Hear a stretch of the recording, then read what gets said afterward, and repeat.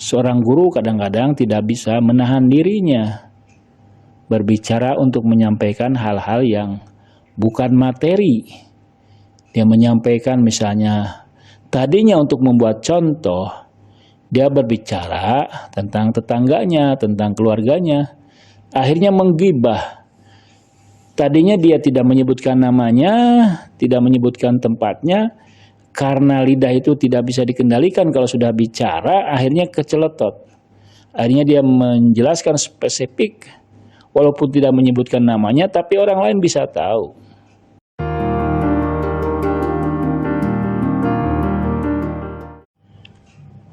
A'udzubillahi minasyaitonirrajim. Bismillahirrahmanirrahim. Allahumma sholli ala Sayyidina Muhammad wa ala ali Sayyidina Muhammad. Jika kita mengamati keberagamaan kita, kehidupan kita, gaya hidup kita, aktivitas kita, kebahagiaan kita, penderitaan kita, semua hal, ada satu hal yang penting yang akan membuat kita bisa hidup secara wajar, normal, sehat, afiat, dan memperkuat ruh kita, membuat kita selamat, tidak tergelincir, membuat kita lebih bijaksana dan berkembang tumbuh emosi dan spiritualitas kita, yaitu menahan hawa nafsu, menahan diri. Jadi ketika kita makan, dilatih sejak kecil oleh ayah ibu kita, oleh guru-guru kita, agar jangan makan berlebihan, agar jangan minum berlebihan, agar jangan tidur juga berlebihan. Tidur jangan berlebihan, juga jangan berkekurangan. Makan juga seperti itu. Main-main juga jangan berlebihan. Ketika kita main-main, orang tua kita memanggil. Kalau sudah larut maghrib, atau karena terlalu jauh, kita akan dipanggil. Dan kita akan dinasehati. Ketika kita jajan pergi ke sekolah, kita pun diwanti-wanti agar mempergunakan uang seperlunya. Jajan hal-hal yang memang dibutuhkan. Kalau orang tua kita biasanya sebelum sekolah, kita disuruh makan, mereka sudah menyiapkan dari sejak pagi hari, dini hari makanan. Atau kita sendiri dibawa bekal makanan, agar kita tidak mengikuti hawa nafsu. Karena jajan itu membawa uang, lalu kita membelanjakan apa saja, itu bisa berlebihan. Kenapa orang tua kita membatasi uang kita? Padahal mereka bisa saja mampu. Karena tahu efek dari berlebihan, efek dari mengikuti hawa nafsu, keinginan makan yang manis, jajan yang manis, makanan yang enak, dan sebagainya. Kebijakan itu adalah kebijakan yang turun-temurun, diwariskan dari sejak dahulu. Dan sampai sekarang juga. Ketika bermacam-macam hiburan, bermacam-macam kesenangan, semakin bervariasi, semakin merajalela di berbagai sektor, di berbagai hal. Hal-hal yang tampaknya tidak tersentuh dengan hawa nafsu, juga sebetulnya ada hawa nafsunya. Hawa nafsu itu bersama manusia, di mana ada manusia, di sana ada hawa nafsu.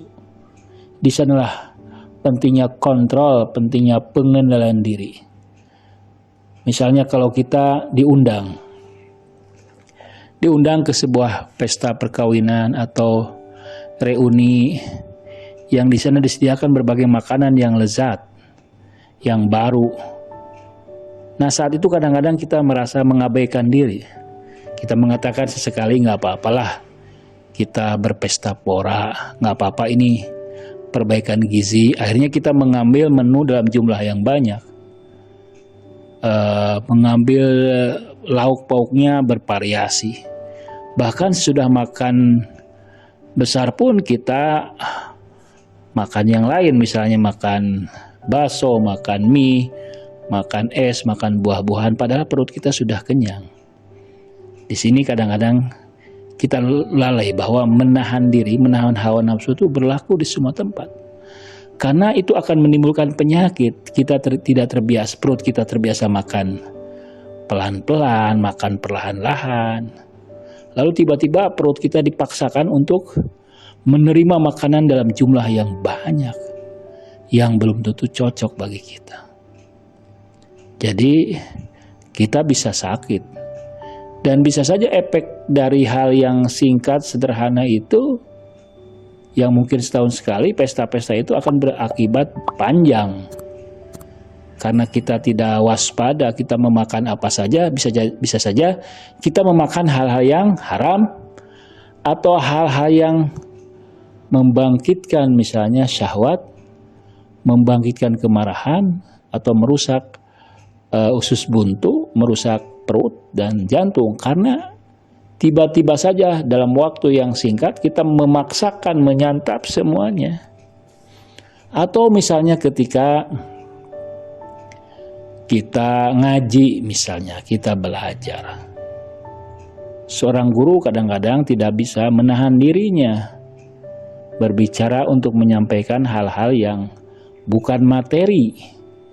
Dia menyampaikan misalnya, tadinya untuk membuat contoh, dia berbicara tentang tetangganya, tentang keluarganya, akhirnya menggibah.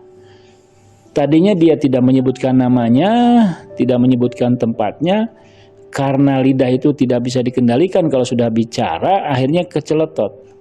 Akhirnya dia menjelaskan spesifik, walaupun tidak menyebutkan namanya, tapi orang lain bisa tahu. Demikian juga murid ketika misalnya murid belajar, berdiskusi, berdebat. Tidak bisa mengendalikan diri, tidak bisa mengendalikan amarahnya, hawa nafsunya. Dia akhirnya mengeluarkan kata-kata yang menyinggung temannya, kata-kata yang meremehkan temannya. Kemudian juga saat dalam kegiatan majelis taklim misalnya, kegiatan berdoa, kadang-kadang seseorang misalnya karena semangat berdoa,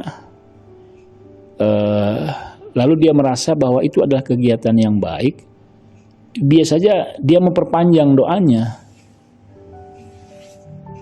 Memperpanjang doanya karena dia merasakan kenikmatan sendiri sambil tidak memperhatikan, tidak mempertimbangkan umat di belakangnya atau jamaah di belakangnya yang mungkin sibuk atau punya waktu yang terbatas atau kondisi fisik yang belum prima.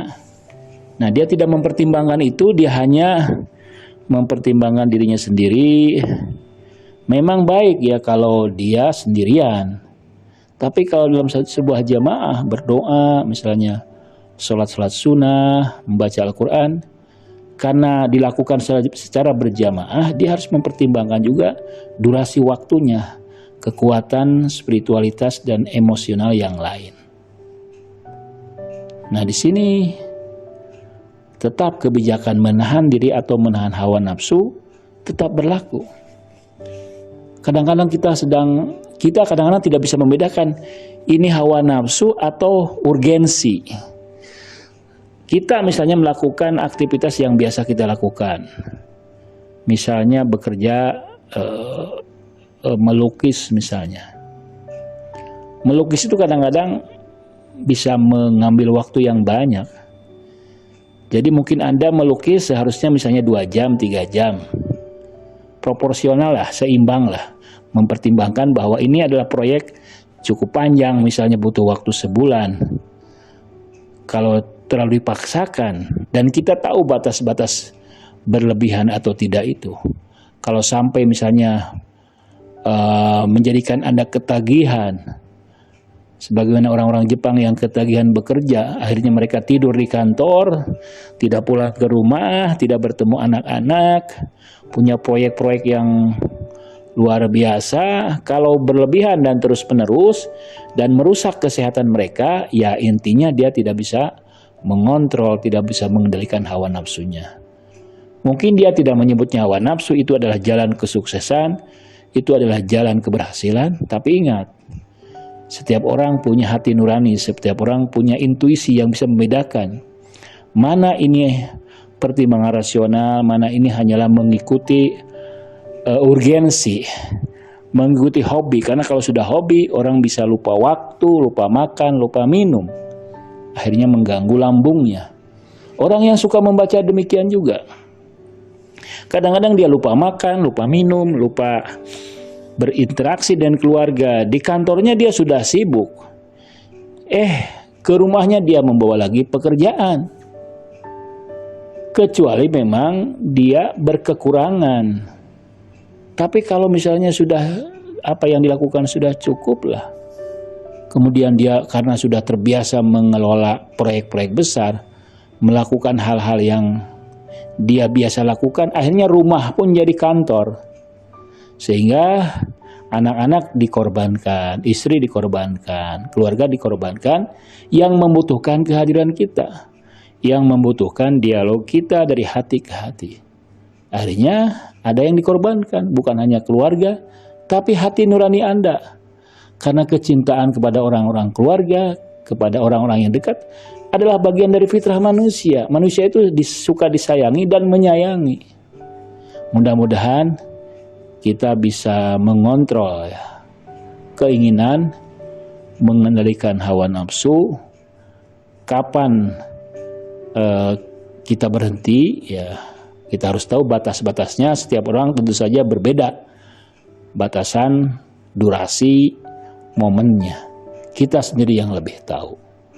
Kita harus bisa dibimbing agar jangan-jangan pekerjaan-pekerjaan positif kita menjadi negatif karena berlebihan, karena dilakukan secara ekstrim, karena dilakukan menguras tenaga, menguras fisik, mengorbankan agenda-agenda lain yang lebih besar, yang lebih penting lagi. Wassalamualaikum warahmatullahi wabarakatuh.